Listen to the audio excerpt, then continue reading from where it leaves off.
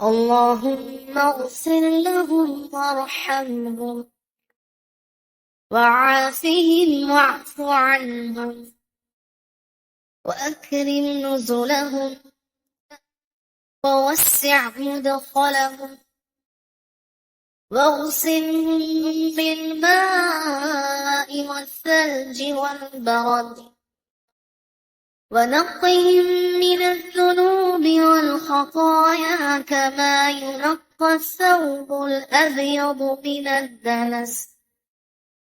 وجازهم بالحسنات إحسانا وبالسيئات عفوا وغفرانا